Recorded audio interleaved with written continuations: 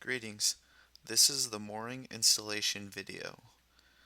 In this video, we will cover the important actions one must perform when installing Samson rope. These instructions will help prolong the mooring rope life during use in the field. This video will achieve the following. We will investigate the proper hardware preparation, rope and reel setup for installation, proper installation techniques, rope attachment methods to the winches, and finally attaching pendants. We will first begin with the hardware preparation. When first beginning, we must remove the old synthetic mooring lines or perhaps the old wire rope. Before installation, these lines should be unspooled and removed from the winches. The hardware, which includes the winches, the chocks, and the bollards, should also be inspected for any wear, rust, and paint loss.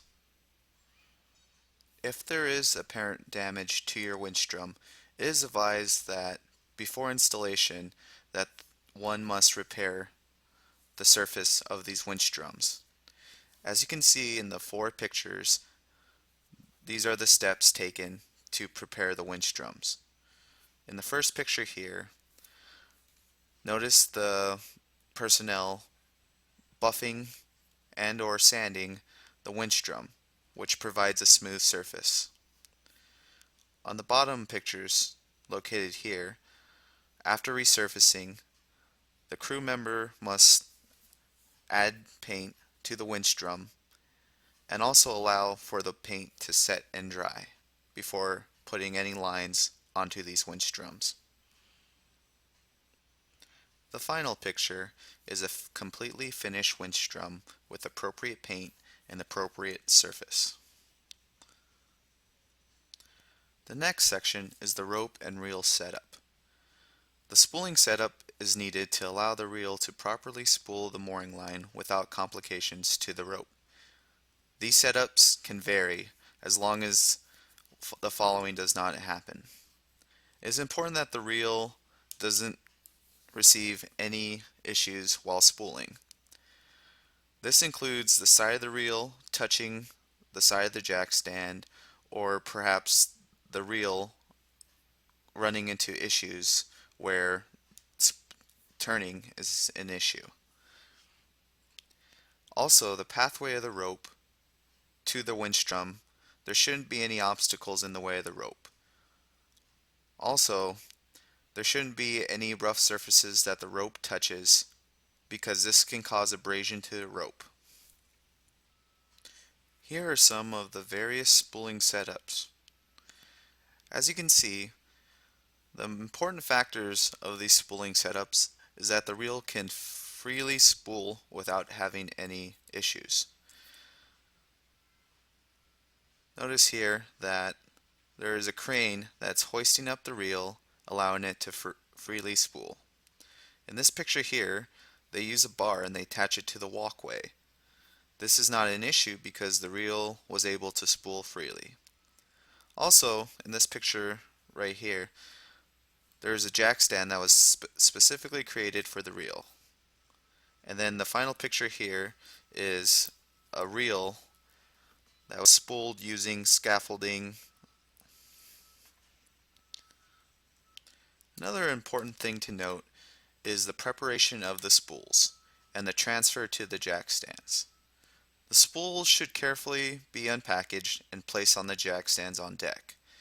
Please be careful not to cut any of the rope while cutting off the protective wrapping. Also, the line should freely unspool on the jack stand as mentioned before.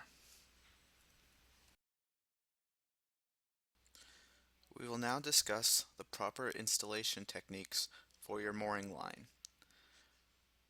So first, before installation, we must make sure all the contact surfaces the rope will contact has a smooth surface of 300 microns or lower. Here is a picture of our microfinish comparator, or our proper contact surface comparator. When we do inspections, we always check for all contact surfaces for the rope to be 300 microns or lower. For example, here is an example of 300 microns. So the rope can have contact to any surface, whether it's 300 microns, 200 microns, 120, or any less. We also carry these comparators with us for every inspection and are available for you to use when requested. Now we'll go on to our second installation technique, and this is about proper back tension. So during the installation, all the mooring lines must receive a proper tension of 45 kilograms to 90 kilograms as they are installed onto the winch drums. This is done by routing the rope around bollards, chocks, and rollers. Here's a video on the routing that we do to induce back tension to the mooring lines. Okay, routing around bollards. We've got our 100 kilos, 125. We're wrapping the chafe gear just to help facilitate. If they go much faster,